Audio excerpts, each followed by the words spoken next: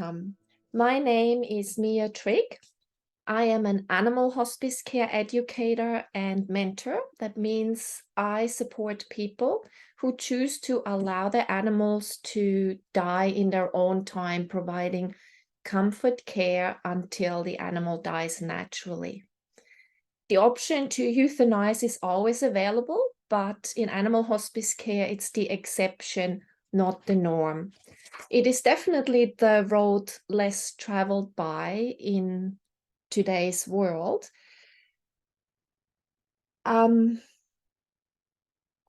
Where euthanasia is still what is the accepted standard. So there is not much information about animal hospice care out there yet, though the interest is growing. And that's one of the reasons I am currently writing a book on the topic, and its title is Unhurried Animal Hospice Care: Why Euthanasia is Not the Only Way for your pet's life to end. It's a mouthful. So, what makes us feel so vulnerable as animal lovers and carers is the perceived language barrier we have with our animal family members.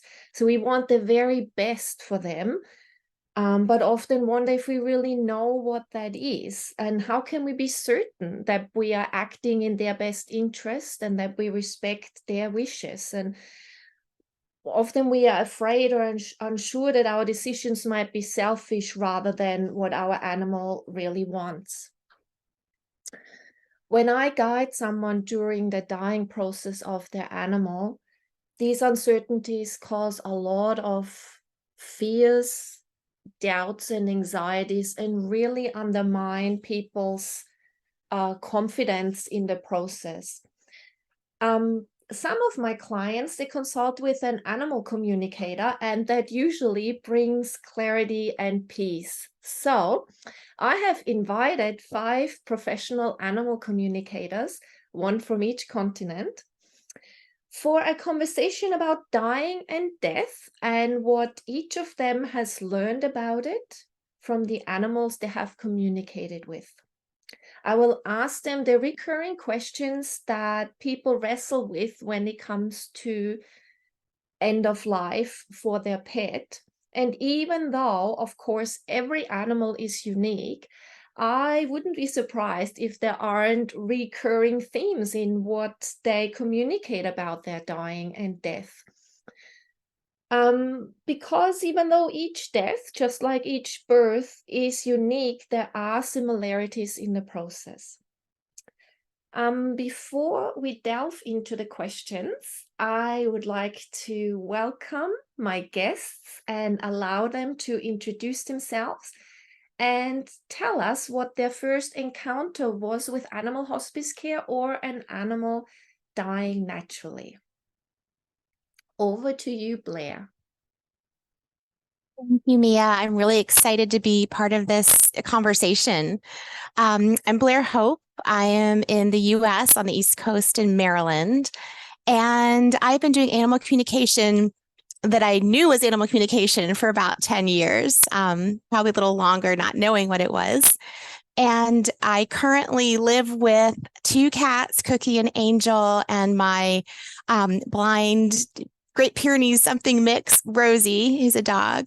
I won't say I have them because this is definitely, I live with them.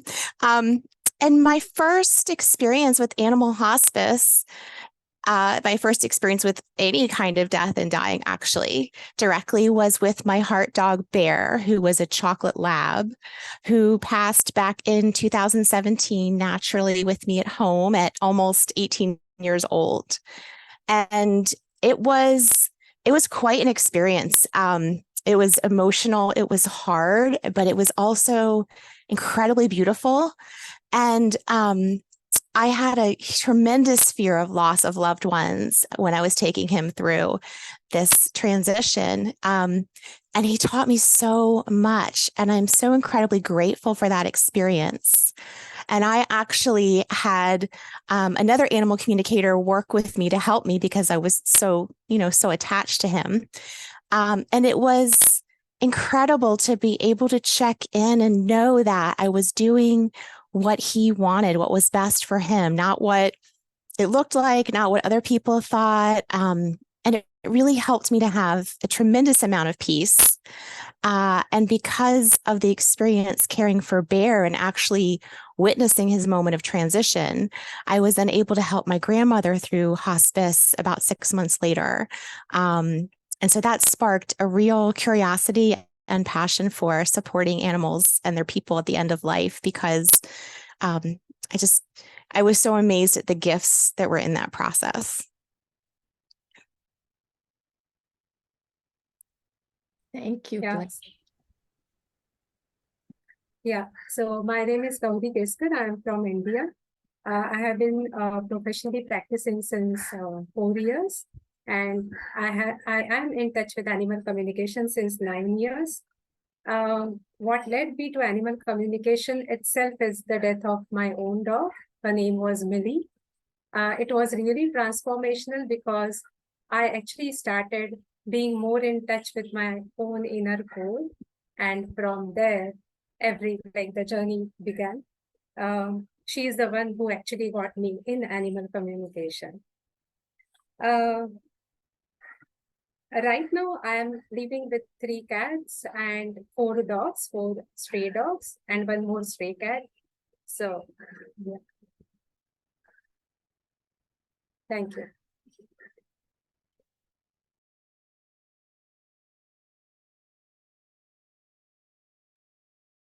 Thank you, Gouri. Jennie.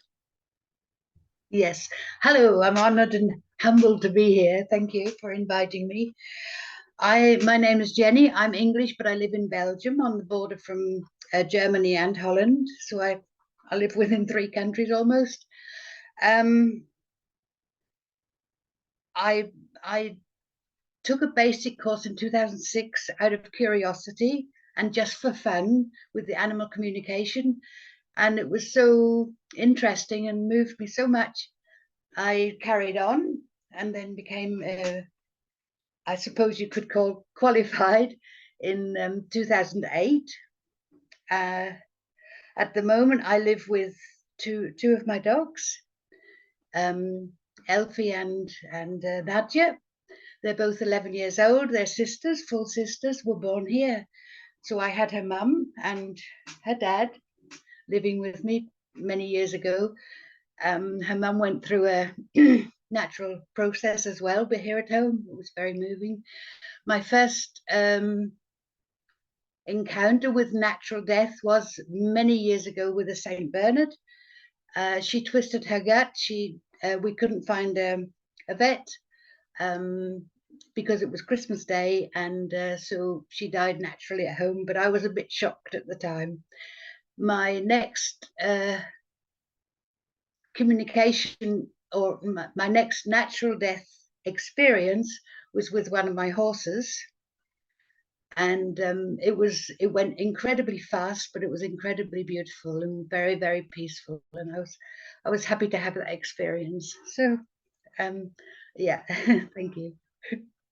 Hi, I'm Kate Muller from South Africa, and I currently have 2 lovely animals living with me, a cat and a dog, Trust and Leela.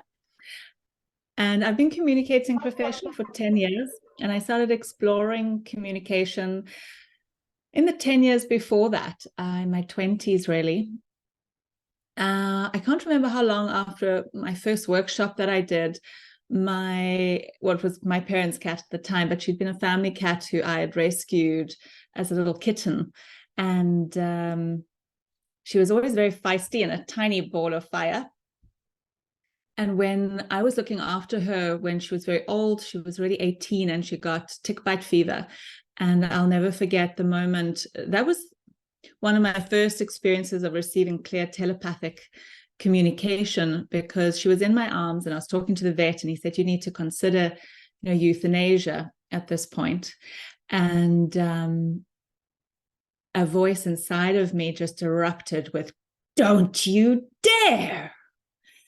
And I kind of just said, oh, thank you. I'll call you tomorrow, and put the phone down. And I just became in flow with, her name was Rooibos, with her needs. And for the next, it was about 36 hours, I think, I just nursed her, and I became completely in tune to if she needed to be moved into the sun for warmth or out of the sun, if she had messed and I needed to clean up after her, if she was looking for some moisture on her mouth.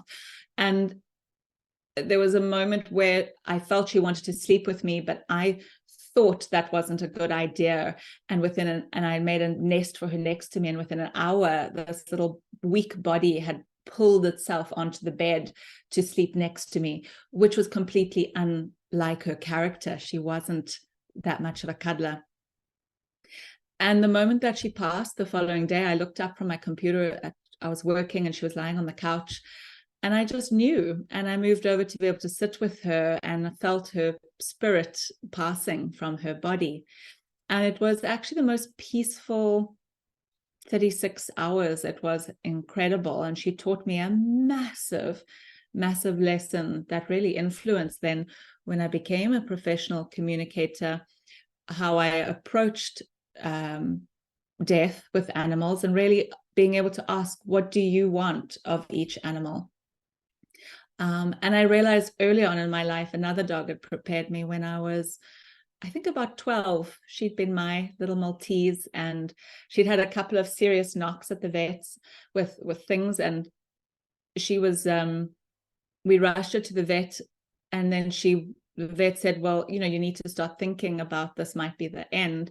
And we took her home that day. And then that night I slept in the lounge so I could sleep on the floor with her, and held her as she went into convulsions and the very physicality of the dying process. And my only memory, really, I was so young, was again a deep peace, was my response of just being present.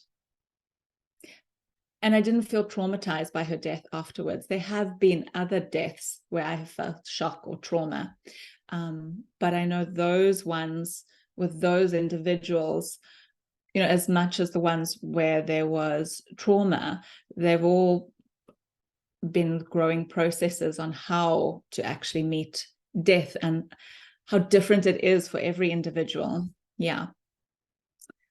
So thank you. Hi, so I'm Faye Fletcher, and I am in Australia. I'm in New South Wales on the East Coast. I have been doing animal communication probably about 30 years, but really in the business about 21, 22. My first, I think the first animal that I haven't gone through the death process many times. I've had a lot of animals, but we lived in different countries, and for one another reason, this was one that I was with. I saved her from Indonesia, and she came with us after a few years of Indonesia on a plane over to Dubai, into a house, into a hotel suite, an apartment, a house, and then she had to fly by herself to the United States, to my mother-in-law's. Went from Houston in a truck up to Dallas, this dear little soul. When she was in Dubai, she had a bite, and that bite from a cat, her name is Coochie, by the way, that bite gave her feline AIDS. So we worked for about 4 or 5 years, well, it wouldn't be 4 or 5 years, probably 3 years with the vet to keep her going. And then one night, she was my cat. She never went on Ken's lap. She was always on mine. This night, she only went on his. And I knew it was coming. So then she went and put herself in a little corner. She would not come out. I stayed with her for the longest time. Finally fell asleep there. In the morning, I picked her up and went downstairs. He went skiing, And I stayed with Coochie for, that would have been up until about 10 o'clock or 11 o'clock in the morning. And she was on a little pillow I had her on, and she just, I could feel her going. She just sort of, sorry for getting upset, but a very special cat. Anyway, she pushed up and turned around to look at me and urinated. And I just held her and I just talked to her. I said, "You're free to go." And she laid her head onto my hand and she went unconscious. So I just held her on the pillow, and it was like, so it's like the essence of her fell away. And interestingly, the next morning, as I said, she never went near Ken, but the next morning, I was downstairs and he was upstairs, and he come running down the stairs and said, "Coochie just came to me. She just jumped up at me." That just blew my mind, because, yeah. So anyway, that was my first experience. I had other animals in the States, but we lived where there was coyotes and a lot of natural death happened that way. But that was my first anyway with Coochie.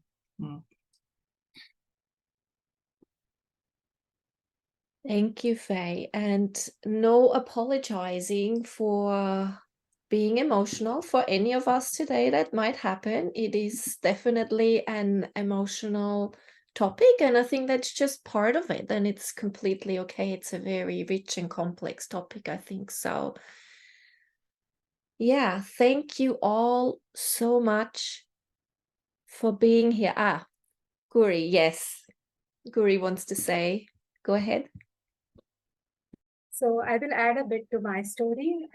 Millie, my dog, who led me to animal communication, she actually told me that she's going to pass soon, really soon. And so I was going for my job, like in the office. And I told this to my mom that please give special attention to her, because she's telling me that something is going to happen today and she's going to go.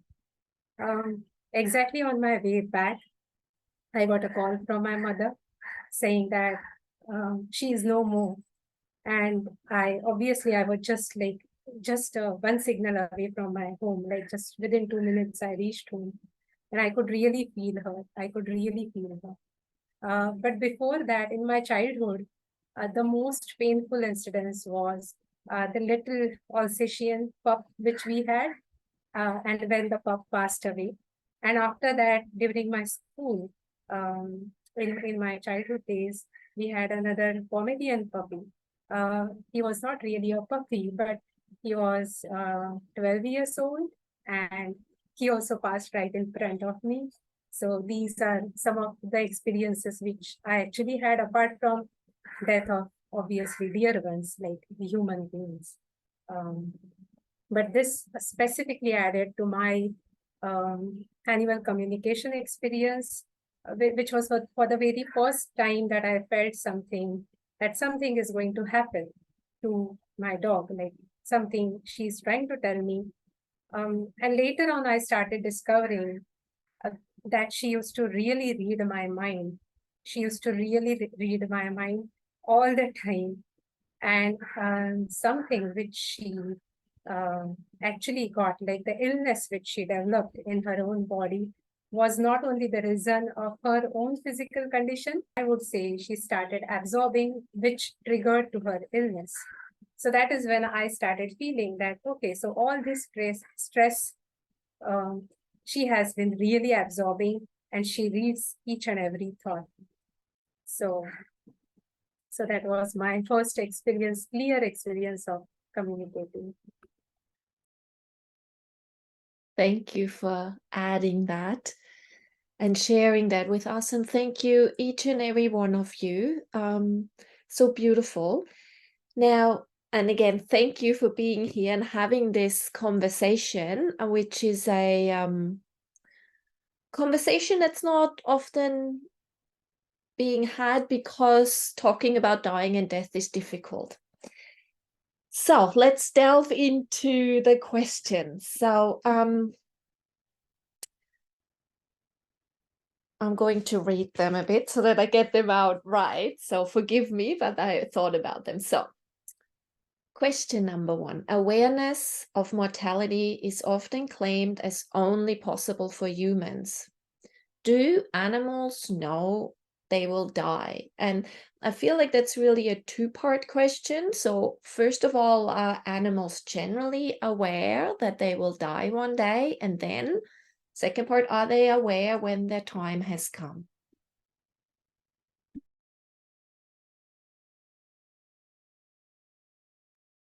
I'm not sure if they, I'm not saying that this is not set in stone, but I'm not sure if they actually know I will die one day. They might, I don't know, but definitely they know when. Maybe not on Thursday at 6 o'clock, but they know, you know, when it's coming, and they're able to express that. And they're even able to show sometimes when they're humans are very upset and they're worried and they're looking to go to the vet and the animal is not, they'll show me what it's going to look like to their human when they're very, very close, where they'll be, what they'll be doing and so forth. But I don't know about anybody else, but I haven't had anyone say anything about knowing when they're going.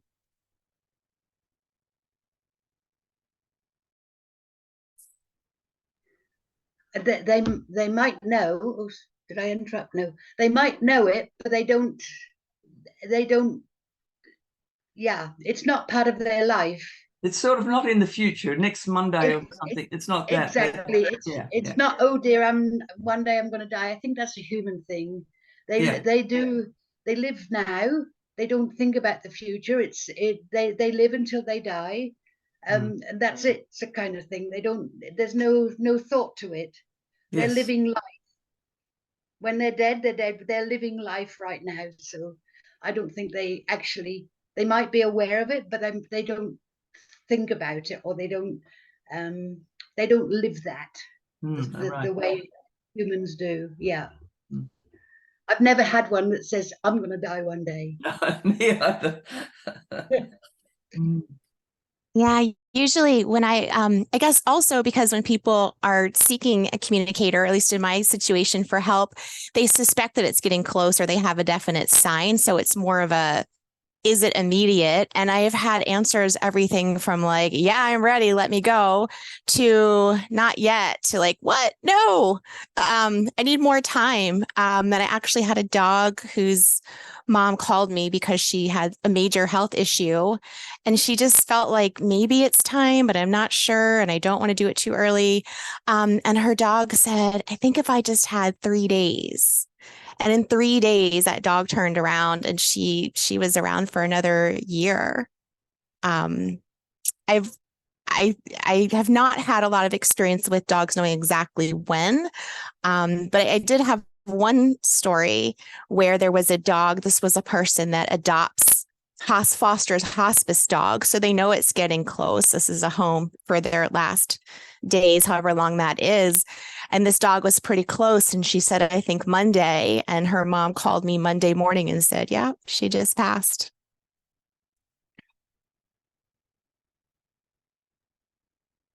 Oh, sorry. Oh, no, Faye, carry on with that thought. I was just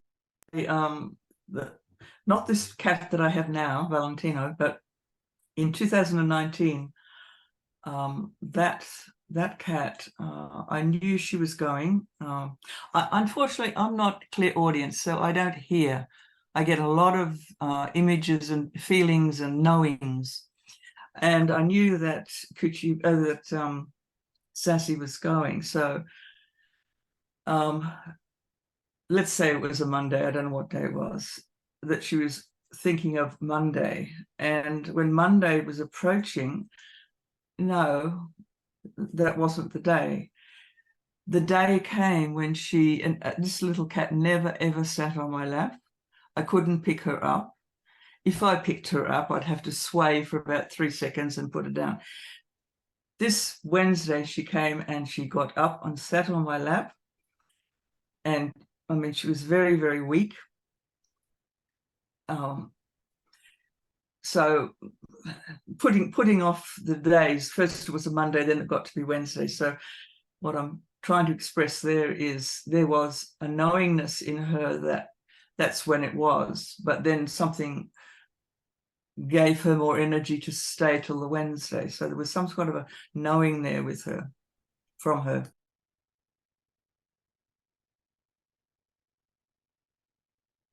Yeah, I think if I can add, what everyone said is, what I love about communicating is that we're connecting with the individual, and they're going to be so many different experiences, just like with humans.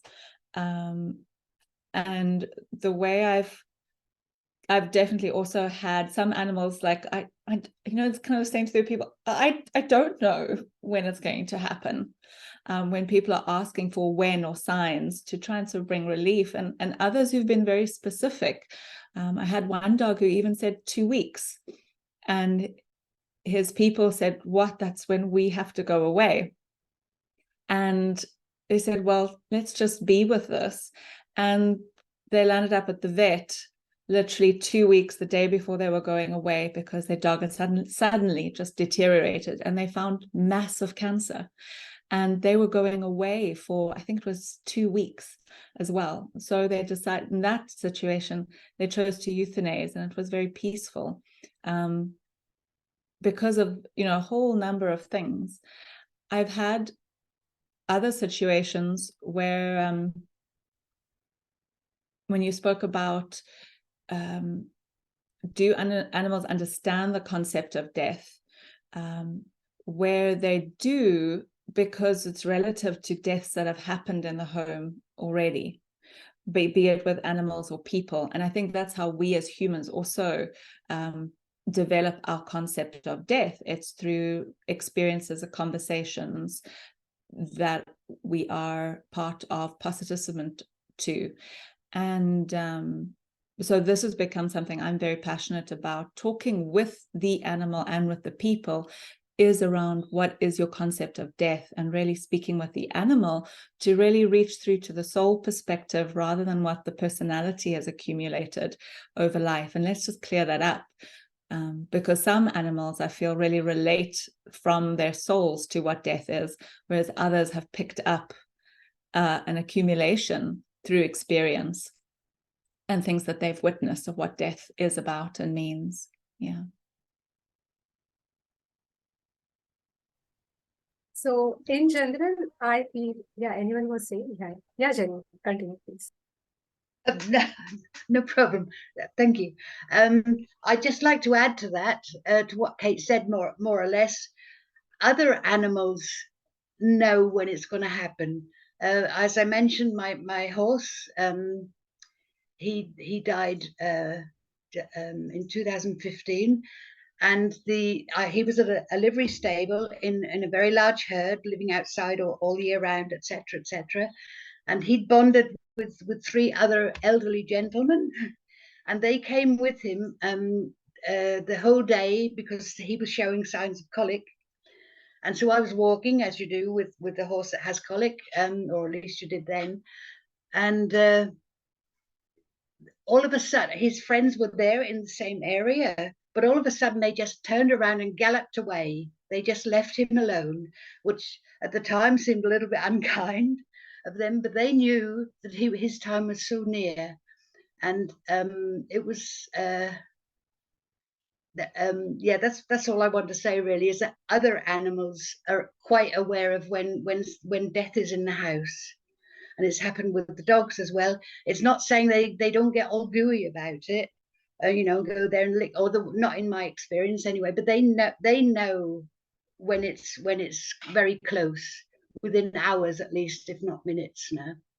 So that's what I wanted to add. Yeah, so in general, I don't think that animals know about that one day I will die. It's not the way they look at it, because as everyone rightly said, they live in the moment and they don't have tendency to procrastinate or to predict because of the absence of that thinking in future or thinking in past element. Yes, they do have some sense of relationship, like they can relate to most of the things according to what they have accumulated, but per se independently, they cannot predict or they don't know. Answer to second question, what I have found is the way I look at animal communication is little different, in a sense that when I'm talking to the animal, if the animal is really clear in communication, it's not only the awareness of animal, but it is also the awareness of people at home.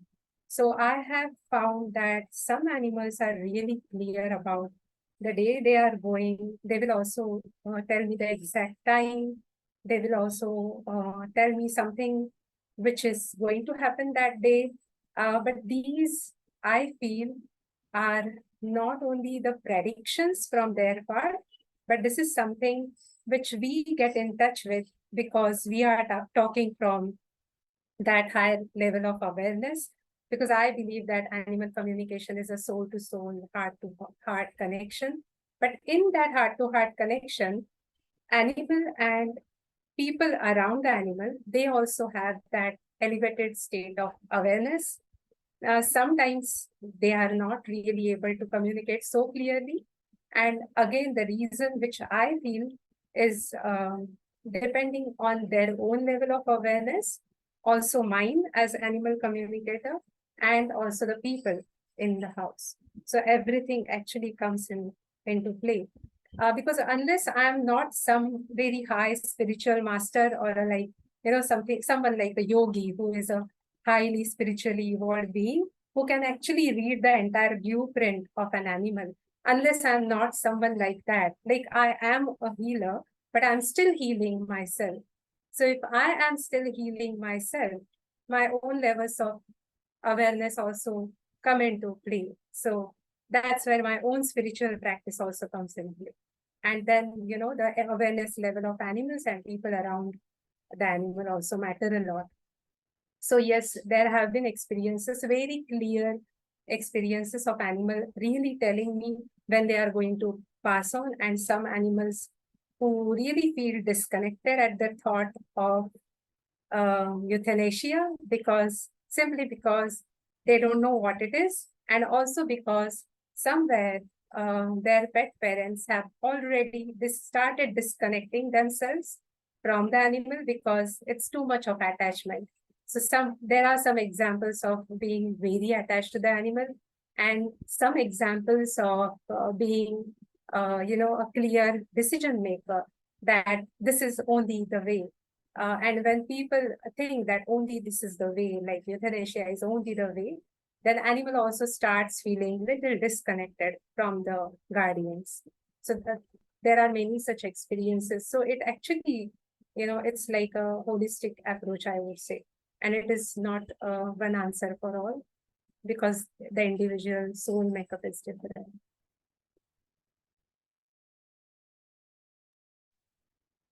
Thank you. We covered a lot of ground there. Each of you touched into different topics.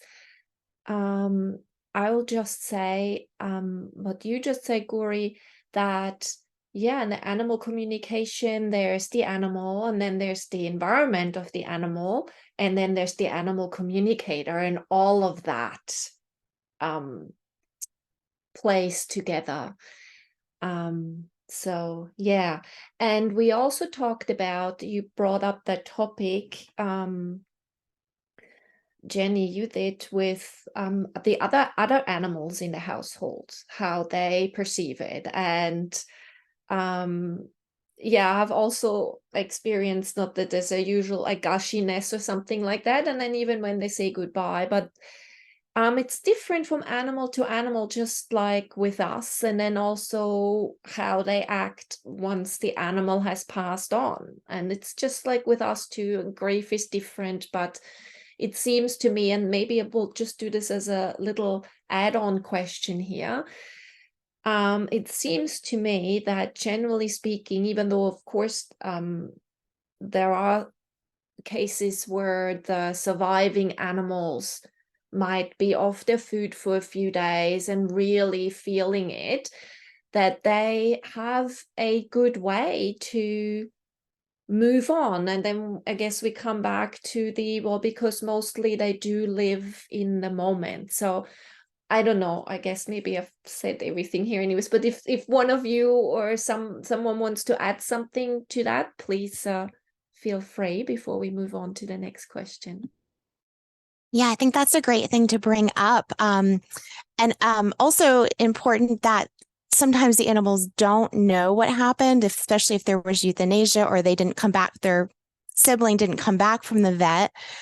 But usually they know, and just amazing things happen when you pay attention to the animals that are still here, that have said goodbye.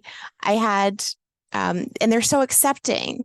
I had a friend whose dog passed, and her dog's litter mate lived with her parents. And when she told her that the dog had passed, and when her litter mate that was surviving came over to the other dog's house where she had lived, she said that this dog went and like sniffed all the areas that the one dog was in, and then was like, okay, I'm ready to go outside. And I had another person who was very surprised that his dog that was bonded with her brother didn't seem interested in saying goodbye and seeing the dog's body after he passed. And when I asked the dog about that, she was like, well, that's not him. He's not there anymore. She just completely accepted that his soul was gone. Thank you. I'll actually add a little experience there too, because that just reminded me, your story, Blair.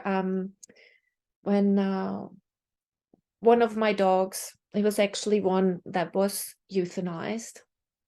Harry was his name. The moment he was euthanized, the other dogs were present. We were outside, and Lenny, who was his best friend,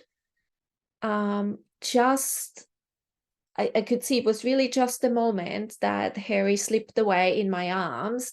Lenny came over and just gave him a little nose bump, really as to say, bye, my friend. And that was that. So yeah, as you said, if we pay attention, because, might or might not have noticed that. So yeah. Yeah, I think it's so beautiful when animals, like, they can relate to the passing from their bigger selves, and that's where we really acknowledge, this being inside the animal that is so much more than just what we expect of a dog or a horse. And like, there's this wisdom there, and a soul that has a much bigger knowing than just a 3D experience of life. And I have, in terms of grieving with the other animals in the home, I think my experiences with communicating have actually been on quite opposite to some of the others that have been spoken of. Was quite often when I have animals come in for behavioral issues, there has been unresolved grief from animals who've passed over, be it 6 months, a year, or even sometimes 5 or 10 years previously, and really helping with them to deeply let go of that has opened them up to, it's very often to new relationships and to love again. Yeah.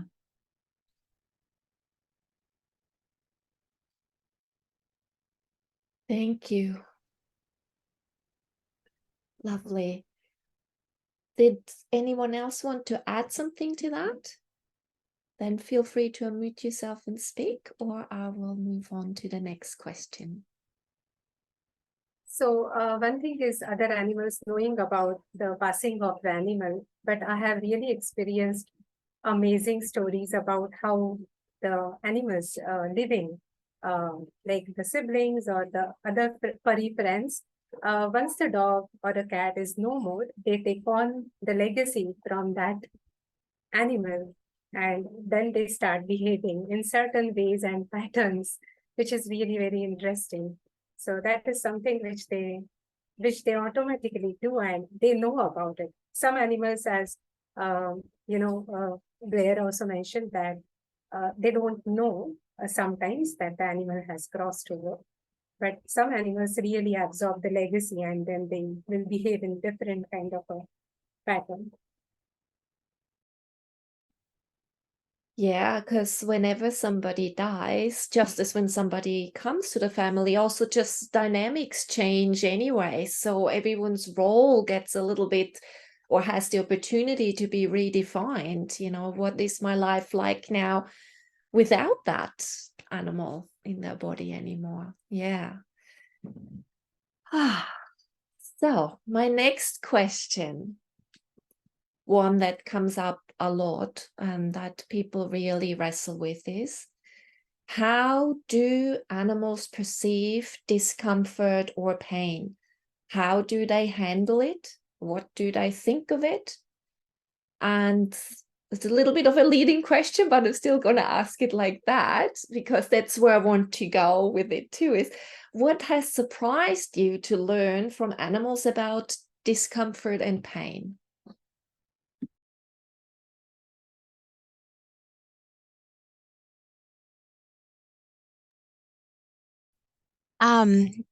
One thing that I maybe suspected but was kind of surprised was that animals don't equate pain with the emotional attachment or suffering that we tend to as people. And I've had animals that have been healthy until now, so they haven't really had a lot of health issues, go like, oh, that's a different feeling.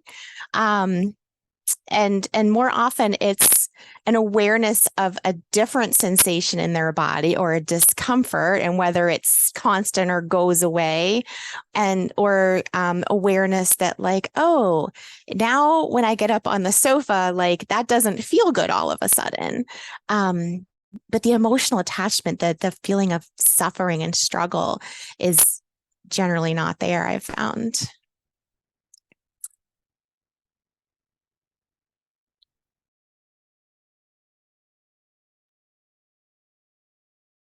So what I feel is, yes, Blair, as she told about it rightly, I also feel the same. They do feel emotional pain if it is humans who are going through pain, then they feel that pain. But when it happens in their own body, they just deal with it. Like they are just living, throbbing ball of, whatever. Like they are not really relating it to as suffering, but at the same time, like even if my dog is in pain, if I call out her name, she's still going to wag her tail. So might not be true for all animals, but mostly they relate to humans and human emotions more than their own physical discomfort. And if the physical discomfort gets too much, they will really cry out, or they will cry out for help. But other than that, yes, they don't suffer in their minds because of that.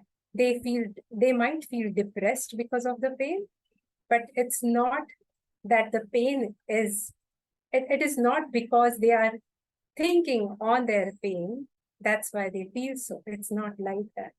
It's very different than how we feel about our own pain than how animals feel.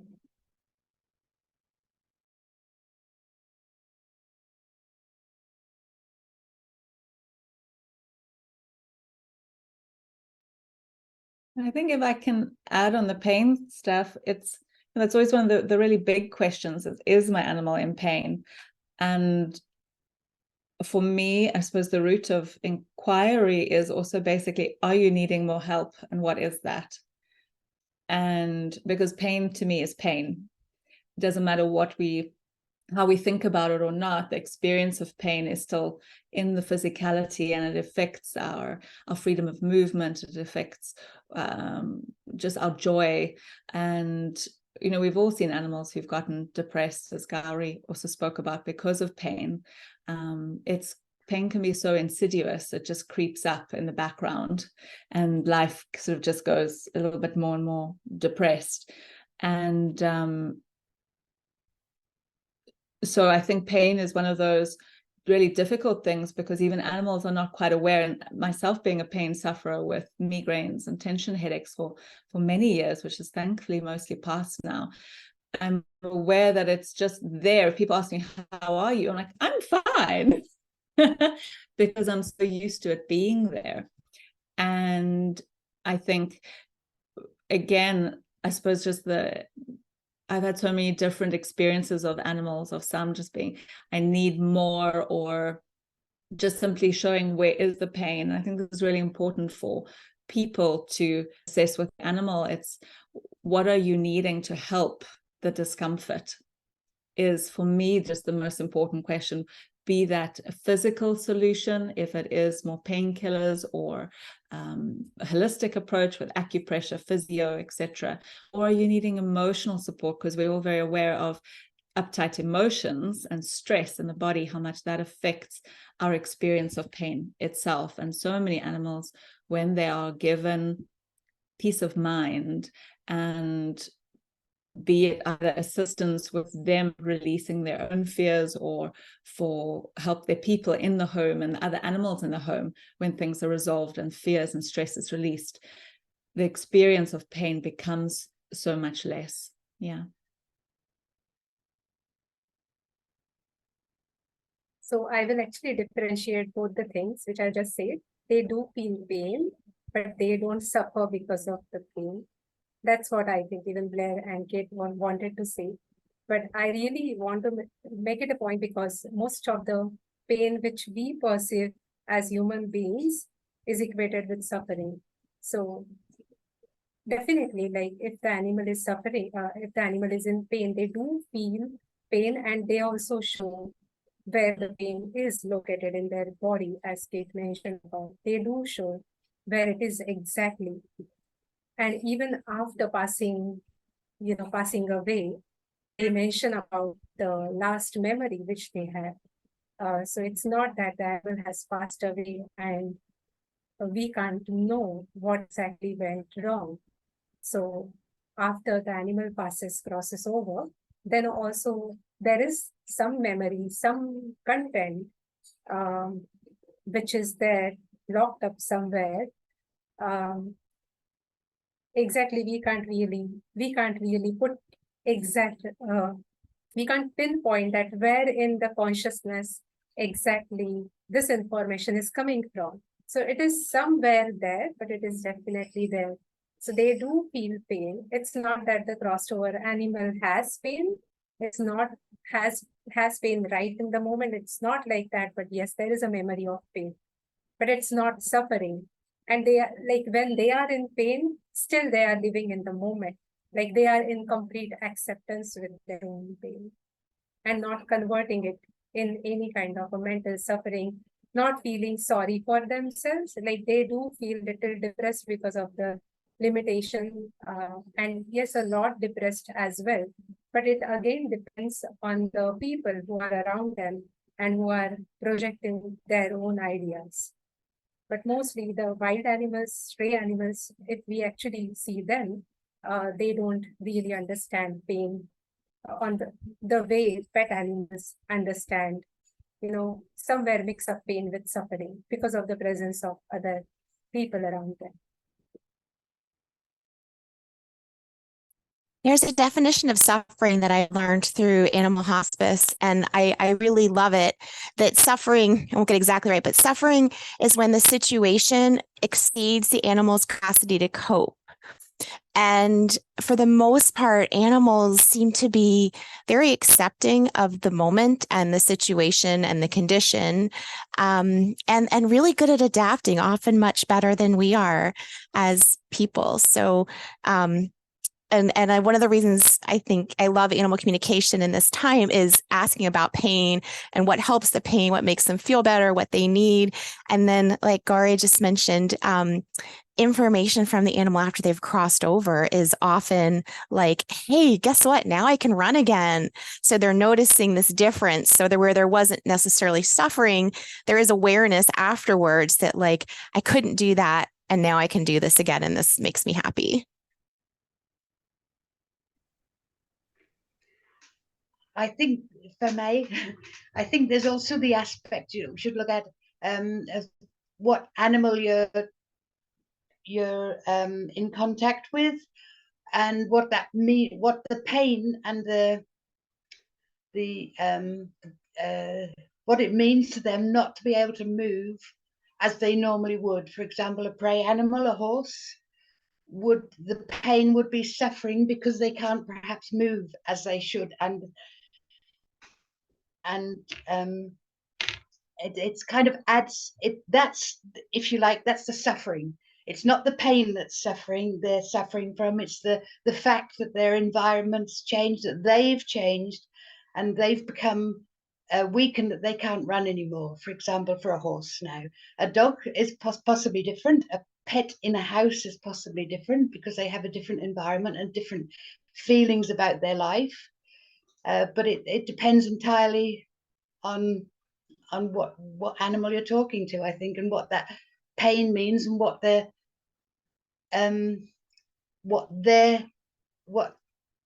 environment means for them, and why they're suffering. I can't really explain it, but do you perhaps know what I mean?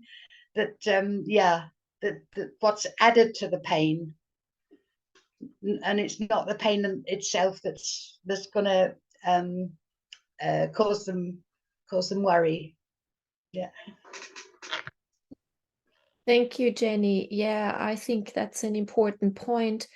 I do want to say, though, because I've had many conversations with Mary Walby, who is pioneering horse hospice, which is quite something. It's hard to conceive for people. And what she's often talking about is the role the herd members take on in caring for that dying member. That might not necessarily mean, I know you told the story, in your case they all ran away, but that still, you might have felt maybe they're just running away, but maybe they took on their guarding places. And again, none of this can be really generalized. It is so individual with everyone involved in every environment. But what's I think almost all of you have alluded to is that animals have the experience of pain and discomfort and limitations of skills they were previously able to do, yet they also often can adapt to that and be very accepting. What is upsetting to them are how the carers respond, and then also how we can sometimes completely run wild. And I remember, and I mean, this is an extreme example, and probably most people will not encounter that, but I think it really illustrates something beautifully. Somebody who I was accompanying too with their dying dog, the dog had cancer in the leg, and the leg had been amputated, and that dog was already 14 or 15 years old or so, Angus. And as part of his dying process, so he had the leg amputated and had another good 8 or 9 months, and then the cancer came back and everything slowed down. And one day, towards the very end, the person just kept smelling this horrendous smell and first thought, oh, maybe he had just soiled himself on the couch, and was about to clean it all up. And she discovered that the wound had opened up where the leg was amputated. And of course, that she had a very strong reaction to that. And I remember her calling me in tears how horrible this is, and imagining the worst. And then I said to her, so just look at Angus right now. what is he doing? What is his breathing like? Does he seem upset? And the point was Angus was completely at peace. He had no, signs of pain that she already knew well from before, with from the body language, and he was completely okay. So it can become confronting, and this was probably a really strong example that will not dying, but dying can be confronting. Dying, what happens when the body is allowed to live out its life, is not always pretty to look at. And so then it's really important for us then to have our moments, because of course, I mean, I think everyone who hears that can goes like, oh my God, there is just a feeling at first, but then go back to, and so how is the experience? And Blair, you said that your definition of suffering, are they coping? And then what Kate said and what can we offer? Do they need different help to cope better, or are they coping well? And to really become aware that those are all different things, our feelings, what they are experiencing, but also become aware how much our distress is actually distressing them.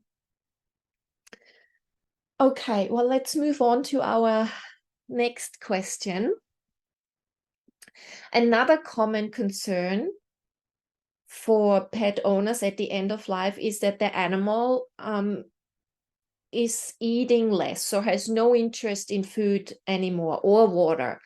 And often that's mistakenly perceived as a sign that, oh, it's time to euthanize. My animal always loved food, now they don't anymore, so the life is done. When in reality, it's just a normal symptom of dying. And we know from human hospice that a fluctuating appetite or a complete lack is not experienced as suffering, and the body simply doesn't need the sustenance anymore as it's unwinding, as it's coming to shut down. And also natural fasting like that has the bonus that it releases endorphins, and endorphins are those hormones in our bodies that relieve pain and reduce stress and improve our well-being. So I always feel so in awe at this natural intelligence there at work, where, at the time of death, things are taking care of itself too. And of course, we add with our care as well, but the body, there is so much intelligence at work. So, and what we also know from human hospice care, that when feeding or hydrating is enforced, when the dying person is not experiencing feeling hungry or thirsty, then that is very unpleasant for them and it causes discomfort. So, and with the not eating and drinking less, what happens is that animals lose weight, they start looking really skinny, and that's another cause of distress for pet parents. But that too is just a normal part of dying, which is neither painful nor distressing for the one who's actually dying. We know this from people. So now, can you please share what you have heard from animals about lack of appetite or thirst and loss of weight during the dying process? I just want to jump in really quickly. And I think what you just shared about the loss of appetite, the decrease in eating, and the fact that the body releases endorphins when that happens as part of the natural dying process is so, like, one of the best pieces of information you could give someone, because I didn't know that going through human hospice with my grandmother. And looking back, it's like, oh, wow, that makes so much sense. And I think a huge worry that many pet parents have is that their pet is suffering and going to starve to death, when it's actually like, this is the body preparing to shut down, to die. And I think that can just bring a lot of peace, just the education and the understanding that this is the normal process. And like you said, it's amazing what the body does in that when that happens.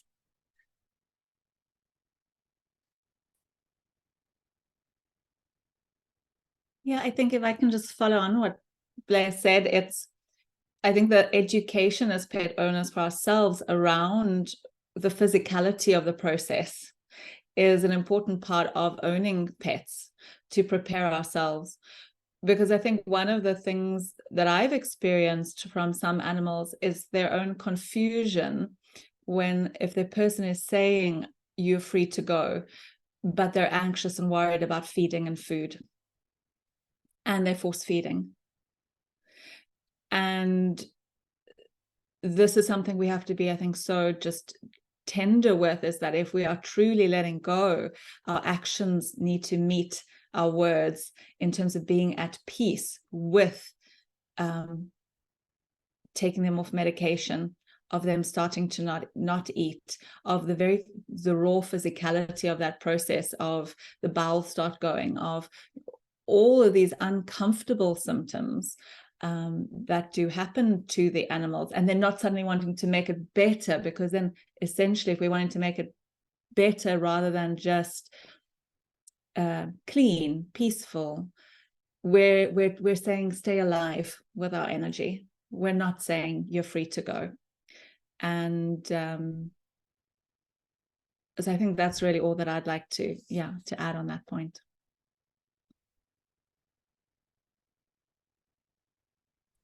I think what you just said is so important. And I think animals naturally know, if we trust them to follow like what they naturally know when their body needs food, when their body needs water. And I think there's times when they're not in the active dying process where if they want to, I've told my own animal before, if you want to stay here, you need your body, and your body's going to need some food, so you'll need to eat. But that's different when they're dying, when they're in the active dying process. And I actually worked with a cat recently named Xena, and she shared that it was hungry.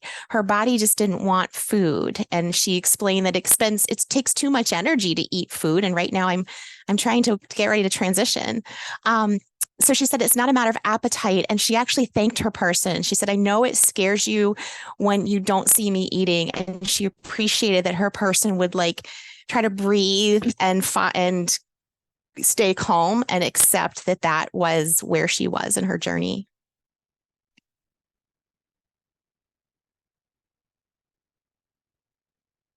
So it is actually very thin line. When do we decide that, when to stop giving food?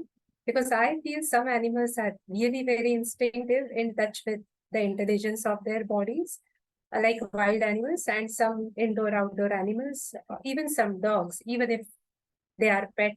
But it depends, like some pet animals, whether dogs, cats, or any other species, they are so dependent on their guardian, very much dependent on their guardian.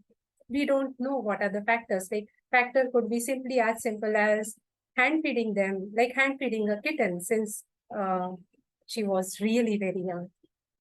Such a kitten will always look for her guardian to look after her. Such a kitten will be really open to take medicines. And if this particular cat goes through anything like FIP or FIV, any such viral infection, which is almost always lethal, but some of them do survive that, then it becomes a very difficult decision for the guardian to decide when to stop giving food. So it's a very thin line. When do we really decide? So I feel that for such pet guardians or caretakers, it's very important to touch that inner core in themselves, which is going to communicate with their own animal. So it's not only taking help from animal communicator, but also really being in touch with their own essence, like with their own inner power, through which they can touch onto the animal's inner part, because that is from where the healing starts. So it is not as if the medications are healing or the communication is healing, but it is the actual awareness that I am not this body. There is something which is really higher, my soul, which has capacity to really heal my own body. So that is something which we call as body's intelligence, apart from the physical factors like hormones and actual body chemistry. That also definitely comes in play. But apart from that, it is the understanding that my animal is not this body. There is something more to it. So somewhere I need to touch that. And the more I am in tune with myself, I am going to touch that inner essence. And from there, the healing is going to start. So it will be really difficult for the pet parent to decide when to stop giving food. And even if the animal communicator has said so, if the vet keeps on insisting that you have to, give these medicines, you have to force feed because otherwise the medication is not going to help. So if this is a very difficult decision, because I have been approached by such caretakers who are really in conflict, whether to stop giving all the medication and food, or whether whether to go with the flow. And these are the parents who have also reported miraculous healing of their previous cats who had similar disease. So it's really difficult. It's really difficult to decide that. And for that, we really need to understand how to be with another being. So the whole understanding changes. Like, it's not just having my own companion animal, but it's some understanding that I'm living with another being who has his own power and who has his own destination. So really reminding oneself again and again about that.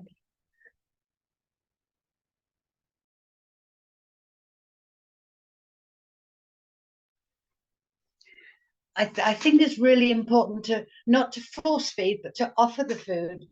I've had a little cat, she died now in July. She was 18 and she wanted food right to the very end.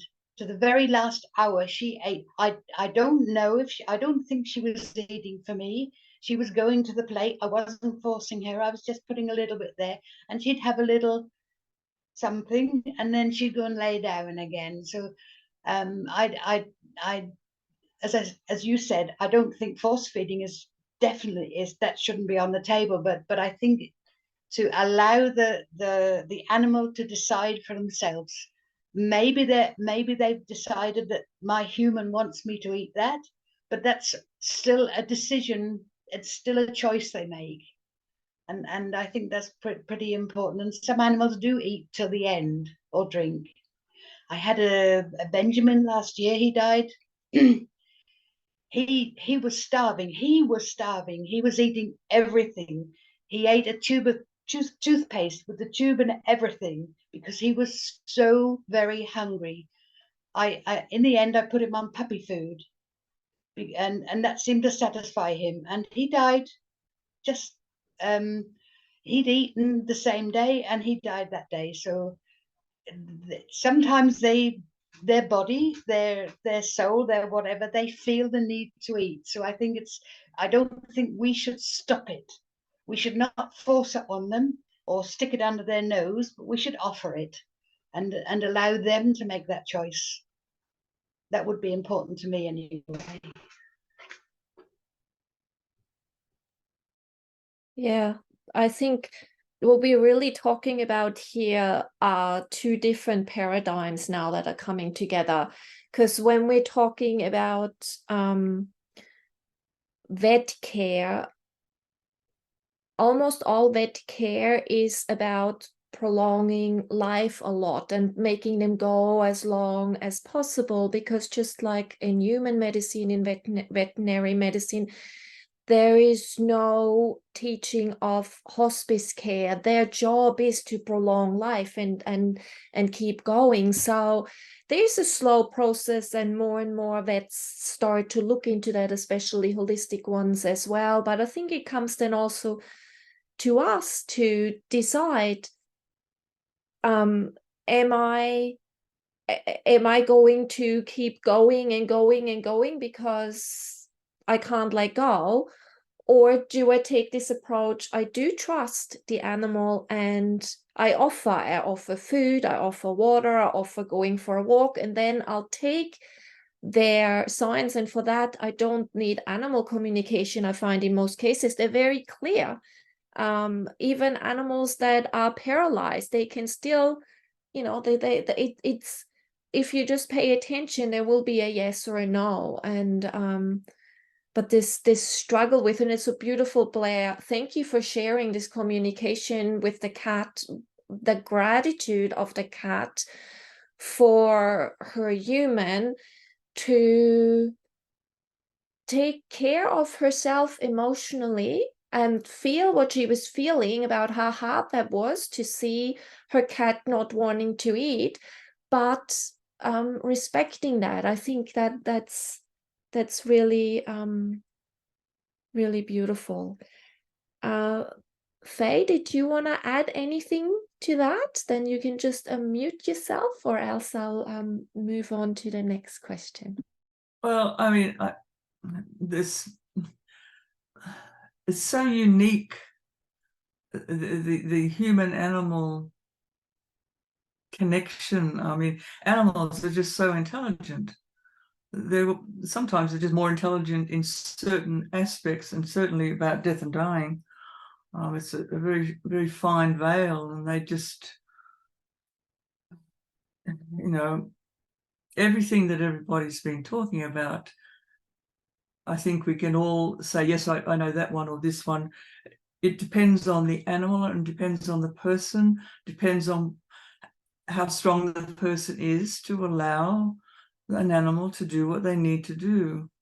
And, you know, I mean, to let the animal to go by themselves is fantastic, but sometimes people just can't do it. And the animal is so gracious when they've gone over, very gracious. I understood, you know, it's fantastic. So. Thank you, Faye, for adding that. That's so important that we say this out loud, that there is no judgment for any decision anyone has around their animal's death. And there are emotional reasons, but also very practical reasons, time-wise and financial, why people might decide to euthanize their animals. So there's absolutely no judgment. And the point of this conversation is just to open eyes wider, but we're not saying one size fits all. So thank you, Faye, for really making a point of that. The other thing too is, I mean, why do we reincarnate? We're here to improve our soul, to gain, you know, experience and so forth, to grow, and so is an animal. So, you know, they are having the experience with the human, and their soul is growing. And maybe if they're euthanized, they're gracious, they understand, and the human might learn from that, and vice versa. You know, it's just a learning experience. Yeah, they're very gracious. Absolutely. Yes. Thank you. And maybe I have developed this sense that the animals are forgiving immediately. There is no hard feelings in that sense. If we are clear, especially when we are clear, because there are stories, and it does happen, that animals do fight euthanasia, but I think that's often in circumstances where there's just a crisis going on. But when it's just, you know, when there's a certain peace and acceptance about the way it's happening, then the animals are usually completely on board and forgive. If there is even nothing to forgive, is my understanding, really. And they're young souls. Some of them are young souls, some of them are old souls, same as us. And so, you know, they'll express themselves that way. I mean, if they're young, then they might be more afraid, perhaps. It's like us. think if I can add there, if we're giving the choice for a natural death, it's to have the strength within us to also honor an animals if they elect euthanasia, like we're giving humans the choice for elective euthanasia. I mean, I've certainly had dogs who have said, I've had enough of this. And my people have done everything. And they're like, I don't want, or my body is too built to keep surviving. And I'm going to need help. I'll never forget one dog saying that.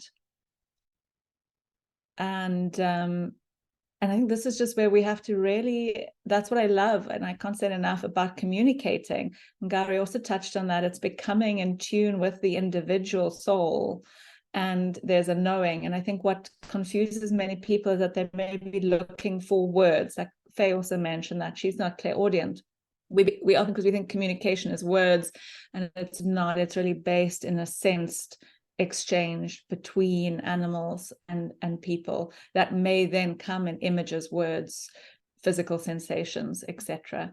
And that we can really be brave enough to be open enough to learn from this individual animal. Yeah. And I just want to, what Faye said about how forgiving animals are, I too find that one of the most consistent messages I get from animals that I communicate with after they've transitioned is that they absolutely know that their person did the best they could because they love them, no matter how their life ended. That's so beautiful and a great segue into the next question. What do animals wish their humans to know when they are dying? What do they need from us? What do they want us to know?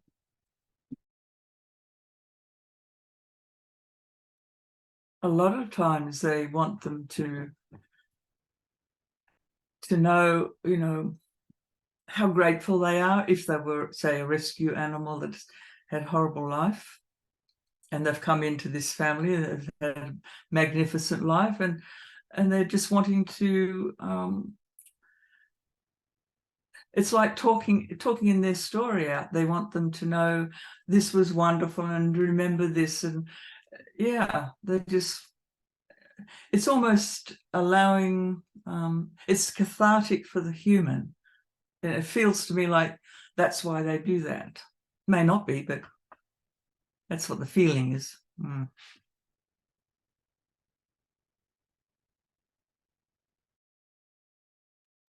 So I have I agree. Sorry, go ahead. So Okay. I think this is, for many communicators, like one of the most richest parts of being able to speak with animals is really listening to, what do you want to talk about? And really giving them that platform. And there are so many conversations to touch on, just like with people, the gratitude for the life shared and naming that and talking it out loud, hearing their gratitude and expressing our own gratitudes for them. The peace that brings to everybody to have that expressed is profound. And then many animals offer instructions of, they want to have things in order before they go. You have to, deal with his anxiety with the other dog, and you really need to sort out her, her fear of such and such. She needs to be more well-behaved, and kind of, wanting to make sure that last wishes are heard. And then healing relationships as well, like making peace, whether it be with, like, between the human and themselves, or whether it be between other members of the household.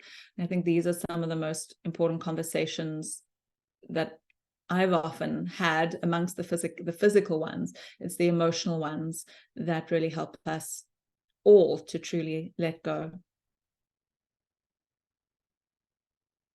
Yeah.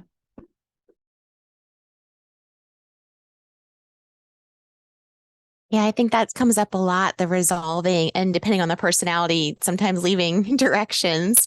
I lost my train of thought. Oh, also, I think And it's just as good for, like you said, for the person as it is for the animal to share these messages. So often what comes up is the animal wants the person to know all the gifts they've given them, whether it's, thank you, you changed my life, you literally saved my life, or that you've cared for me during this time. It seems to be good for the animal too, to be able to make sure that their person knows that they felt loved and that they really appreciate, and that their person is aware of everything that they've done for their animal too. And a lot of times respect comes up. They thank you for respecting them. I've had a lot of that.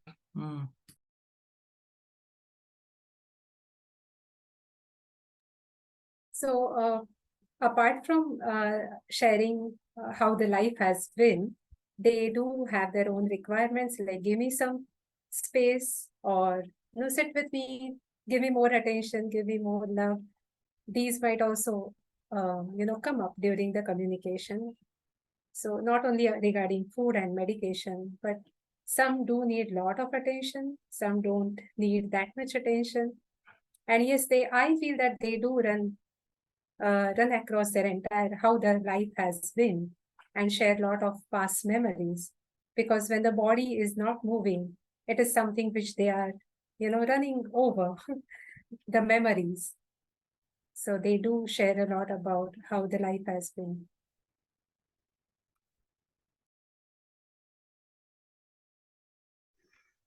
I can only Sometimes agree they also, sorry.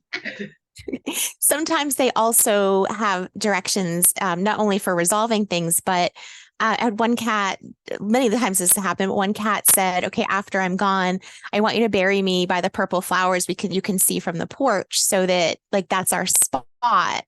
And the person knew exactly what she was talking about. So sometimes they have requests for that, or how the person will remember them, or they will share, this is how you'll know I'm still around. So sometimes they have information about what will happen or what they'd like to have happen after they transition too.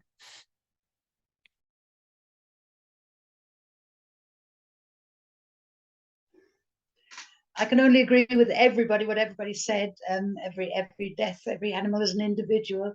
But I'd also like to mention the practical side of going through the process and what they need then. There are a lot of animals that don't want to be held, that don't want this to be confined. A lot of animals need space. They need the person to go away for a while, to give them a chance to go through their process that they need to go alone. And there are also things like the blanket is too heavy, just as an example now, or they're feeling a draft, or there are those sides of things that the animals would like the person to know as well, and to understand, especially with the small animals where they get cuddled and squeezed, and where other bigger animals, the humans leaning over them, and it's just taking so much. They need to expand sometimes, and that's what I get anyway. So that's also a side to, apart from all the emotional, etc., etc. Yeah. But they also forgive if the human is doing that. If the human needs it, they will forgive that. It's just that they would rather have their own space sometimes. And I think Jennie and some others, sorry, go ahead. Oh, I just wanted to add to, Jennie made me think of a memory of one of the very first dogs I spoke to, who was, essentially dying. It was very old. It was terminal illness, and the person knew it might be a month, it might be months, in this caretaking. And in speaking with the animal, I started experiencing her experience of leaving her body and exploring really the astral realm and coming back in. And this is, I think, one of the essential parts. And many people with hospice care near death, hospice care especially, it's that in the days leading up, and it can even be months, the veil becomes thinner. And that this is a very powerful and beautiful time to acknowledge, and animals also go through it. I think one thing is for sure is that it's not a rule, it's a possibility. But to be peaceful and allow every animal the spaciousness to experience that is so important. I mean, again, one dog, she was just like, just let me be old, was her request, which just brought a sigh of relief actually to everybody. Just let me lie around like all day. Yeah, I'm okay with that. I don't need to go out for my walks anymore, really. Like I'm over that. I know how she feels. Sorry. Yeah, just showing like I'm content to just sometimes some animals will pine for what is past, and they're still going through the resolving within themselves, and that might want to talk about it, they might not, they might want to do that silently. Others have gone through that accepting of the aging process and the loss of what their life was, and then into an appreciation of what their life is. I think the questions for me always come back to how do we support them in their own process in a peaceful way that's peaceful for everyone. Yeah. So I had a dog like that, the way Kate mentioned, and dog was 18 years old.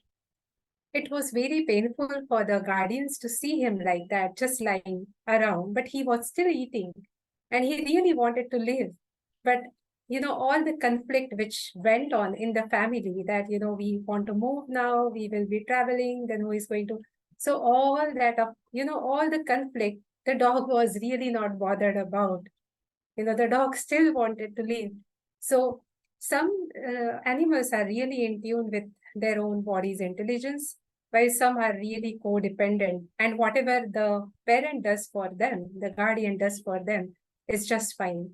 Like some animals simply do not know what I need. That also could be the case. Because it has always been the guardian who is doing things around them. And they will keep on requesting the same things which they have already been doing, but nothing special, nothing more than that.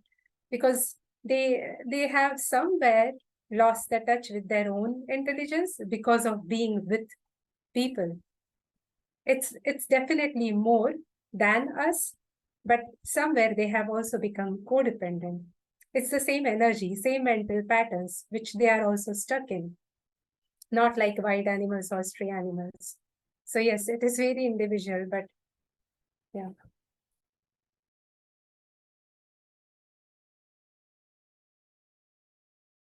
Blair, did you still want to add something? I think Kate covered what I was going to say pretty much. That something that comes up a lot is often our feelings can get hurt when our animals want their own space. They don't want to be with us all the time, especially when we know that time may be short. But I have found very similar reasons for that, of either they need their own energy and just to focus on themselves and have their space, or that veil is very thin and they are spending time somewhere else. And often people will notice that, but maybe interpret it as they feel aloof, they feel distant. And then when they learn, oh, that's what they're doing, like that's incredible. So it can really just having that acceptance and that understanding can shift how you feel about it too, I think.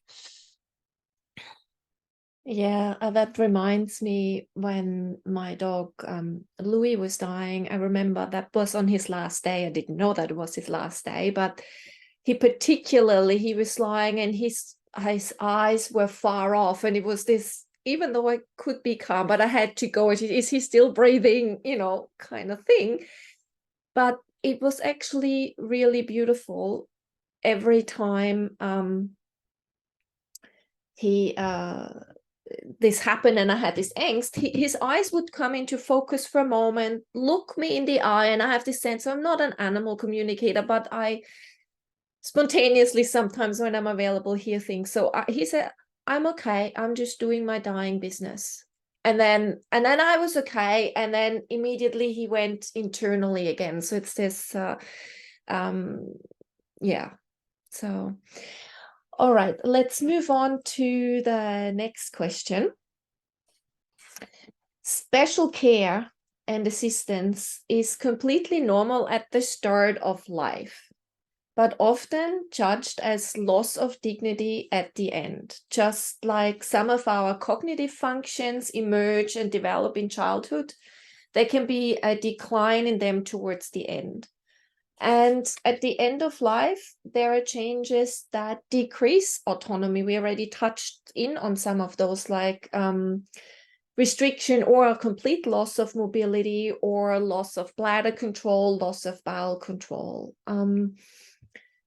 And I like that the English word dignity comes from the Latin word dignitas, which means worthiness. And dignity implies that each being is worthy of honor and respect for who they are, not for what they can do or for their abilities or skills. And it seems to me often that what people consider loss of dignity is more a case of hurt pride, because in our society, we worship growth and development and really struggle with aging and dying and death. So what have you heard from the animals about their experience of declining, physically and mentally?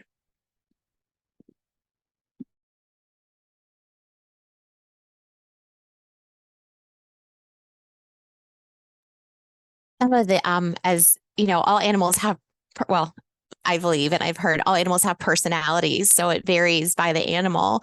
But I have two stories that just really stick because of the strong personality of the animals. One was a horse who had a medical condition, and the vet was suggesting to her person that she might need to consider euthanasia. And this horse very adamantly said, "Look past my body and see my spirit. My spirit is still completely here." And then I had another cat I communicated with who also had a strong personality, who said, "Don't treat me like an invalid. I don't want to be less than I am. Like, my body isn't as strong, but I'm still very much here."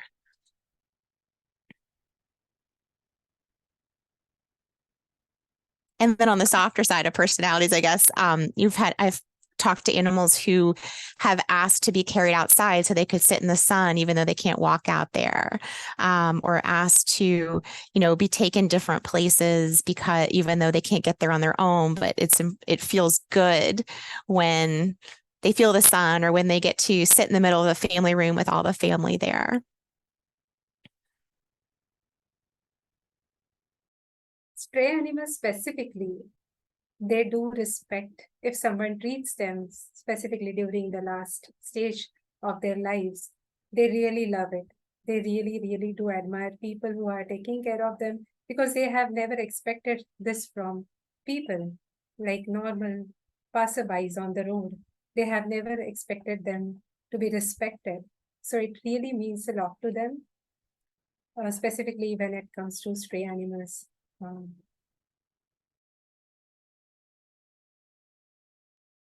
Yeah, again, I think this is a very big relational question, because it's how we respond, greatly affects the animal's experience of, if you want to call it, dignity, which is often about cleanliness, essentially.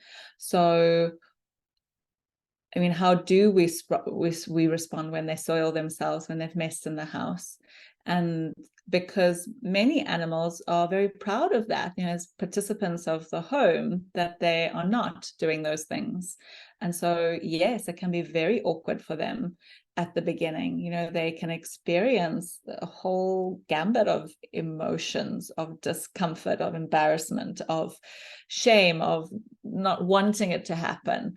But this, I think, is like life. The dying process invites us to move through a whole host of emotions and experiences, and for everybody to change and to become a lot more accepting, because ultimately, this is what death calls on us to do. It's about deep acceptance of what is happening, and to be able to be with that.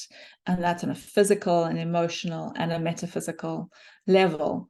And So again, if you have an animal who is experiencing, and you can see that they're so embarrassed about what's happening with their physical body and the lack of mobility, it's the question of, they're uncomfortable. How can I share with them a deeper piece about this? How can I simply assist them to be more comfortable, hygienic, etc.? And these are very big questions, especially if you're not at home 24/7, if you have to go out to work. And I think that's a whole, that's a very practical conversation on its own. But I think all that I wanted to say there is that the facing those difficult emotions around leaving your animal are part of also the letting go and the resolving and the kind of the turning of the wheel inside of ourselves when we're facing death.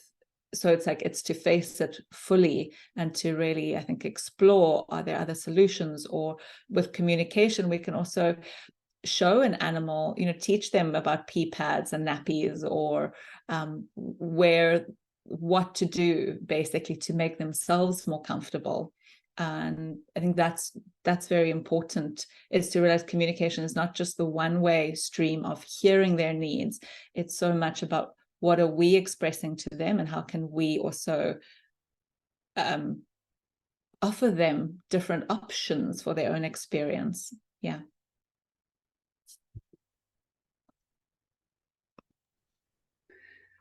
I absolutely agree. It's how we react to them soiling themselves, or what we do about it. I have, though, had many animals, including my own, that don't want nappies, because they feel out of control. If they have a nappy, it's like giving them permission to soil themselves, and they don't want that. They still at least want to have that in their control. And one of my own dogs, Libby, she died here at home naturally, and she made it quite clear she didn't want a nappy. But she also told me she couldn't walk and she couldn't move. She could just lift her head towards the end, and she let me know when she had to go out. And she was a Bernese, what's that? A Bernese mountain dog. Yes. Ben was quite a big dog. And so it was really difficult to carry her out sometimes. And she was slipping. It was very undignified. She'd press her head against me, and I could almost feel her laughing, because she thought it was like she felt this quite amusing, because I was like, oh, I'm sorry. And I'd have to let her slip out and pick her up again. And in the end, we kind of had fun. So it's the on the nappy situation, I think you should be a little bit careful, because giving them one can take their dignity away, and it's better than just to use a towel under them and change the towel, something in that direction. And of course, there is also, I've had dogs that have been quite far in dementia. So they kind of lost the knowledge. They leave it as they walk. It just happens. They don't know it. So yeah, there's also that side of things. But they don't feel undignified by it. It's just what happens. It's like breathing, So yeah, that's all different perspectives to look from. So there are actually two parts to this question. One is animals who really feel a lot of self-respect, have a lot of self-control, even if they can't move around, which was one of my dog, Millie. So in spite of her feeling whatever she felt, we did what we had to do, because it was really difficult to move her around, even to clean when she soiled herself. So that is sometimes animals do have high sense of dignity.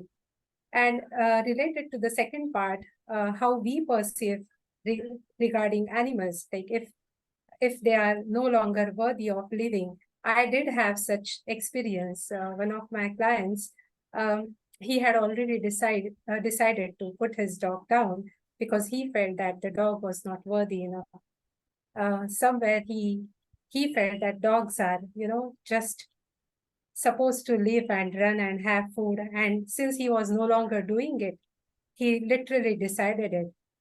He did not inform me before we had communication, but the dog actually was feeling depressed as well as disconnected from his own guardian as a result of what he felt about him, what the owner felt about him. So they also feel a lot, because in this case, his definition of worthiness was different. His perception was different towards the dog, and dog actually perceived it. And the dog was, sorry, I'm also feeling disconnected, but I do feel a lot of love. I started crying when the dogs told this to me, that I feel a lot of love, but I'm feeling disconnected. It was not actually the dog who was feeling disconnected. The owner was feeling so much disconnected, and the dog was literally absorbing that disconnection. So, yeah. Yeah, I think a lot of it is personality too, and your pet's personalities. So if you look at like who they are throughout their life and not just at the end stages, that can really help you gauge, like, is my dog really particular? Are they pretty easygoing? And a lot of times our animals, or the animals I've communicated with, they want to do what's easy for the person. Like, they acknowledge and understand that the practicalities of caring for them when they're not mobile, or they're having accidents, or other things are going on, it can be hard. And so a lot of times what I love is facilitating that conversation of, here's what I need to do. And the animal's completely fine. Like, thank you for taking care of me. And sometimes my own lab was like this. There was a loss of bodily control where he didn't know always when he had to go, and he would just go to the bathroom. But if you watch your pet in that situation, and like we talked about with other things, like, do they seem stressed? Do they seem calm? Then you can get a good feel for, maybe it's not how I would feel in that situation, but they seem to be okay with it, or they seem to be bothered by it, and we need to see if we can find a better solution. Beautiful. Oh, we are almost at the end of our time together, so I'm very aware of that. So I'm going to ask my last question now, which is a big one. There is this notion that it's better to euthanize a week too early than a day too late. And what that implies, I feel, is that we must let go in order to not cause unnecessary suffering. And this creates a lot of pressure, and people feel very, very anxious about when is the right time, to miss the right moment to euthanize the animal. If we have chosen animal hospice care, that can alleviate some of that angst, because people accept, when we choose animal hospice care, that the body knows how to die, and so that choosing the right time is off the plate for us. Though, as I said in the beginning, euthanasia is always still available to fall back onto, should that become necessary for whatever reason, but it's the exception, not the rule. And so this is going to be a bigger question again too, but so though we all know that we have not control over time of death, there seems to be wriggle room. And what I mean by that is that people and animals have been known to hold on a bit longer when the loved ones are not ready yet to let them go. And often there's the idea then that not being able to let go is selfish, and again causing unnecessary suffering. And my experience has shown me that we could also see that as a parting gift from the animal, allowing acceptance to emerge. Because even though, of course, death is personal to the one dying, it affects the carers enormously. So I think it is a journey that we are going together, we're doing together. And also, as much as we are caring for the dying animal, this is a two-way street, because there are moments in that journey when they take care of us. And I remember when Louis was dying, and sometimes I was overcome with doubts or grief or fear. And in those moments, he just exuded this steadfast, gentle energy for me, just to allow those feelings to move through. And it was really beautiful that we both had our moments where we crumbled emotionally, and he sometimes physically, but then always the other one was there. So something else before I come to my question, I want to say, put in there now too, is that the dying process nowadays is often viewed just as a medical event, only a body failing. But already in our conversation today, we have spoken about a broader perspective, to view death as a spiritual experience or a soul event, whatever words you want to put to that. And that when we do that, that experience is enriched, as we can also get messages from our animals after they have passed. So we have touched on all of this. So I guess this is maybe also the end round. I'll ask my questions, reading them now. I know we've spoken about some of that, but there's still maybe be more to say. So how do animals view dying and death? How do they view the body and the soul? And also, what do animals think about euthanasia? I was thinking about this ahead of time, and I've had two just so much wisdom come from the animals, but there were two that, one, I felt there was a cat that really wants me to share this that I'm working with. There's a cat, this cat has had way more than 9 lives and has been teaching both myself and his mom so much. And so I asked him, what do you want people to know? And I'm going to read, so I quote him. He said, "It's not scary about dying. It's a little scary when you think you won't be able to be near your person, but then you find out you're never gone and you're happy." He said, "It's like going home. It's just like letting go of the body. You don't really fully leave. So like you still have a connection to your person somehow." And the other one was, these were 2 dogs that transitioned several years ago, and at different times, but they were very, very bonded. And they were trying to help their person process and grieve and resolve some issues around their death. And this is what they told her. And she said it was okay to share. They said that what looks and feels like the hard part of dying is not real. It's like a falling away of the outer shell, and whether you do it like right or not, which seemed to mean like however you care for it and however you support and however the life ends, she said, you win no matter how you did it, no matter how they leave their body, because the soul is freed and you become light.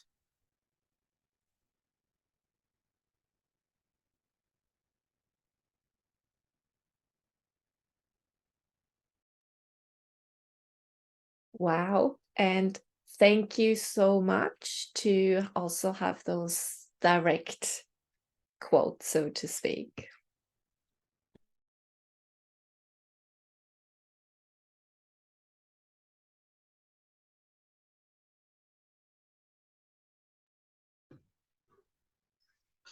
I think it was Penelope Smith that said dying is just like taking your coat off, and I had a cow once told me that dying is like a star. They're already dead, but you still see the light. So you can make of that what you will. And I've also been told by animals that nobody can die too soon. Nobody can die too late. You die when you die when you die. Nobody has a control of that. It's like 2 people or 2 animals. They have the same illness. They're treated the same. One dies, one lives.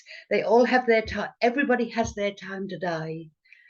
And as Blair just said or indicated, that it's how we take care of it before the death. No, but there's nobody. Animals have told me that nobody can control death, and nobody controlled the time of death. And sometimes with euthanasia, you're a tool to the animal. You have the information from the animal. That's happened to me personally, just last week. And you just, we know from the trust technique, you feel feelings, you share feelings, and sometimes you share that feeling that comes from the animal. It's enough now. And sometimes you don't, and sometimes they can go peacefully, and every death is an experience. Yeah. I don't know if I've answered your question, because I've got a bit lost. Well said, Jenny. Well said. Thank you. So I communicated with one cat who was really okay with whatever her caretaker did. She was thinking of euthanasia for her, but the cat herself was actually choosing to go to a particular spot. And she told me that I'm okay with both. As it is, I'm going to leave soon, and I'm okay with both. But her parent couldn't really trust enough, that she felt that what if this will just continue going on one day after the other? And whatever decision she took, but the cat was really fine. I had this another experience of dog who really didn't want to go through euthanasia, which I really conveyed strongly to the guardians. And after putting him through euthanasia, she called me up and she started telling me that he was crying as the moment the vet started approaching his table. He was really crying a lot. So that was a very clear communication that he didn't really want to go. Firstly, because of the confusion of the guardians at home, what to do, what not to do. And also because it was his choice not to go through euthanasia. So I have not had such specific decision from an animal for euthanasia. But this one did have a say, his own say, that no, I don't want to go through it because I still want to live with my parents. It was for him, it was like, whatever I'm going through, let me go through it, but I don't want to die and I don't want to leave my parents. He was too attached, just as his guardians were attached to him. So there was a very clear call from, not all animals have this kind of a decision-making thing. But yes, that was very, that was a validated experience which I had. I had, there was a lab dog that had 3 humans, an older woman and 2 adult children. They all had different relationships to this dog, and he had specific things that he needed to help the man with, and the mother, and the daughter is the one that kept having communication sessions leading up to this dog's departure. And when it got really close, the mother was beside herself, wanting to euthanize the dog. And as I was explaining to the daughter, he did not want to be euthanized. He wanted to go at home naturally. But as it turned out, he held on for quite a number of days to help this man that he had a special relationship with. He was trying to help the man. So what he did was, he waited until 11 or 12 at night, everyone was asleep, and he left, so that he did not have to be euthanized. He felt like, just like what you've been saying, I've stayed to help the human can't let me go. So he did that, and then he went by himself. So he got his wish. I think often when I'm working with someone, and including when I supported my dog Bear, who is open to or would like to explore the idea of a natural supported death through hospice, there's a lot of checking in. And I have found with communication, how you ask the question can change the answer. So there's a difference between like, are you okay with euthanasia? Because often the animals, want to make it easy for the person, or what would you like? What's your preference? And so when we're choosing, or when we like to choose hospice as an option and a natural death, like I said, I think there's a lot of checking in, and it can change, like, is this still work for me? Can I still care for and support my animal? And is this still what the animal wants? So a lot of the times the question that we'll ask is, do you need help from a vet? Do you want help from a vet crossing over? Do you think you can do this on your own? Like, what is your wish still? And so if you're able to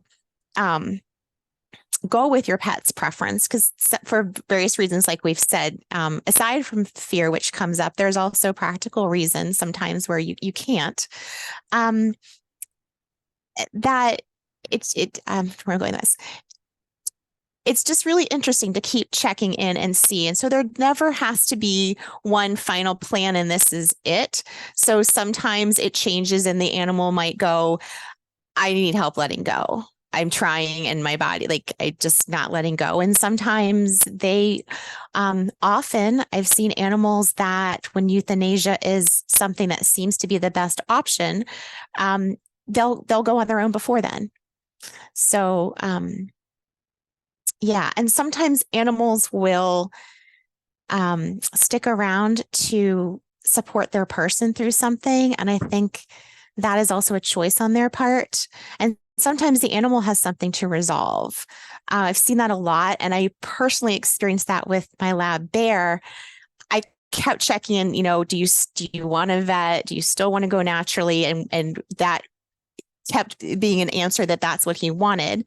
But also that allowed him to resolve some things on a soul level, I discovered as communicating with him. And he thanked me for that gift. And he also supported, because I was able to physically care for him and allow him to stay until he was ready. But he also, I felt later, supported me, and he stayed until he felt I was strong enough as well to leave a situation that I was in that was unhealthy for me. So the gifts are absolutely there on both sides. Kate, any last words from you? I think I really, what everybody has expressed, and especially what Blair said about checking in. And this is one of the biggest steps of trust that you're requested to do in your life with an animal, when the choice is ultimately yours. And I just want to say to people that there is a place that knows inside of you, and trust that. Often people land up with a lot of pressure from the outside, but ultimately you need to resolve and come to those conclusions yourself. And it's okay if it's not clear. Then I said, then take a breather. Your animal might not be clear either. And that's so important to realize. It's a huge step that's been taken. And take time then, or do what you need to do to get yourself into a state where you can listen to your own animal. And like everything we've spoken about, it's have the conversations that are needed, create the space for that. I say to many people, do rituals for yourself for actually starting the letting go process, because then it's not, it can be that animals are staying for us to make peace, or like Blair said, for her to actually change a very big situation, a relationship in her life. So there might be a physicality. It might just be that as you're making peace with that energy that you share then with them, helps them make peace. They might not be holding on for you. They might simply be holding on for them. That's also been expressed, that they're working stuff out through their system. And it can be conscious, it can be in the subconscious. And all that I can say is that often people, you started your question, what do they think of death or not? And again, it's like each animal is going to be an individual, and it's our capacity to listen in this situation and really honor that lesson that is actually happening in this relationship right now, because both you and the animal and everyone around are changing because of the situation, because of the death that you are approaching, and to be present and to be conscious with that and to listen to what it is asking of everyone. And quite often people grow profoundly by becoming present to death, whether it's through the experience or whether it's through how they've had to resource themselves, the people that they've met, the books that they've read, the stories that they've listened to, have then prepared them so often for a future event. I had that with a client the other day. Was shortly after her pet's passing, also a family member passed, and she came back and said to me, "Thank you. What we experienced there helped me face what I'm going through now." So just to not turn away, it's to find the strength within, because that strength we can share with our animals for them to face the journey. And some are ready, some are not. This is life. It's a whole bag full of mixed emotions, sometimes clear ones, sometimes mixed ones. And we're all in a journey here, the animals and ourselves, of discovery, basically. I just want to make one last point on attachment, the way we experience attachment. So it is actually, I feel that attachment is kind of a way out for our own insecurities, that we feel really attached to another being. And then it might lead to the fear which we experience when we start seeing that I might lose my pet. So it's that kind of fear which actually has come through attachment, which bothers many guardians. And the second thing is guilt after putting them through euthanasia, the guilt which they really feel. That also I feel to be the reason which I feel is the attachment, which again, like, it all comes back to the insecurity which we feel within ourselves, to sit with ourselves, to really make peace with our own self, and be okay if we can't see our own animal and physical body around us. So that's something, like Kate said, it is really transformation in a way, because it brings all the emotions to the surface. So when all the emotions are on the table, we need to deal with it. In that way, it's really transformational. And when we do feel these feelings, I feel humans do feel a lot, but they have, in some sense, they get stuck in it. So instead of using feeling for action, they tend to get stuck in it. So it's okay to feel afraid, but it's not okay to get stuck in it, which is what, this entire hospice care is about, which is what I feel is about. Thank you, each and everyone, for making that time to come together and have this important conversation. We touched in on so many topics. This is so rich. I really hope that serves people who want to face and look to dying, because the truth is, almost all of us will outlive our animals. Unless you have a turtle and a parrot, very likely your pet will die before you. So to face that and is enriching. I'll leave it at that. Enough words. Thank you again so much. It was fantastic for all of you to make that time, and we'll see where that leads, and to create this resource, because there aren't enough conversations like this yet in the world. So thank you very much.